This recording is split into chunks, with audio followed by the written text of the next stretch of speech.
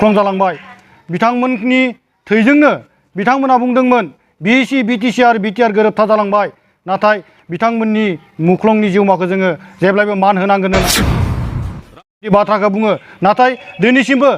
जायफोरा बर' हारिनि थाखाय मुख्लं जालांबाय बिथांमोननि जिउमाखौ दासिमबो मान होनायखौ जों नुनो मोनाखै जोंनि सोलिबाय थानाय दा मन्त्रि इउजि ब्रह्मआ गांफा सार्टिफिकेट होदोंमोन नाथाय बे सार्टिफिकेटनि मुल्यआ दिनैसिमबो जों बे सार्टिफिकेटखौ मुल्य होनाय जों नुनो मोनाखै दिनै बाक्सा जिल्ला आरो तामुलपुर जिल्लानि जों मुख्लं नखरारि आफाद हिसाबै दिनै प्रेस मिट लानायनि थांखियानो जाबाय जाय समाव बर' हारिनि थामोनथा रैखाथिनि थाखाय जायफोरा बर' आन्दलननि थाखाय जिउ बावलांदोंमोन बै बिथांमोननि थाखाय जोंनो फोसावखानाय जाय गभर्नमेन्टआनो फैया मानो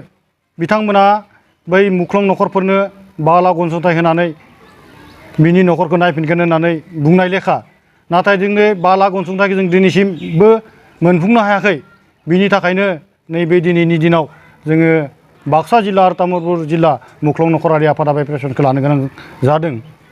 जाय समाव बर' हारिनि थाखाय बर'नि रैखाथि आरो थामोनथा हारिखौ रैखा खालामनो थाखाय बड'लेण्ड सोमावसारनायाव जायफोरा मुख्लं जालांबाय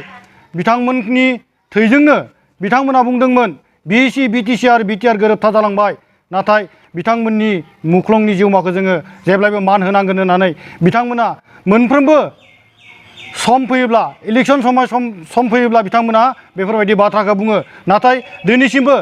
जायफोरा बर' हारिनि थाखाय मुख्लं जालांबाय बिथांमोननि जिउमाखौ दासिमबो मान होनायखौ जों नुनो मोनाखै बेनिखायनो जों गले गले खावलायदों दा नैबे सोलिबाय थानाय जोंनि बिटिआर गभर्नमेन्टआ आरो आसाम गभर्नमेन्टआ जाहाथे नैबे जोंनि मोननांगौ 5 लाख अनसुंथाइखौ थाबैनो होनो थाखाय जोङो गुरै खावलायदों जाहाथे आरो जोंनो बे 5 लाख अनसुंथाइखौ फैबाय थानाय बिटिसि इलेक्सननि सिगाङाव जुदि जोंनो होआब्ला जोङो बाक्सा आरो तामुलपुर जिल्ला हिसाबै माने बिसाथि होगोन होननानै जोङो मोनसे बिथांखि लानाय जाबाय आरो सांग्रां जाबाय बेखौनो जों फोरमायहरदों आरो जाय समाव एबसु आन्दलननि समाव जायफोरा जिउ बावलांदोंमोन बिथांमोननि थाखाय जोंनि सोलिबाय थानाय दा मन्त्रि इउजि ब्रह्मआ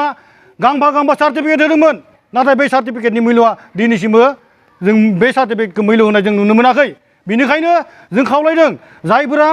बर' आन्दलननि थाखाय एबसुनि आन्दलनाव जिउ बावलांबाय बिथांमोननो मोनसे फोरमान बिलाइ होदोंमोन बे फोरमान बिलाइनि जेबो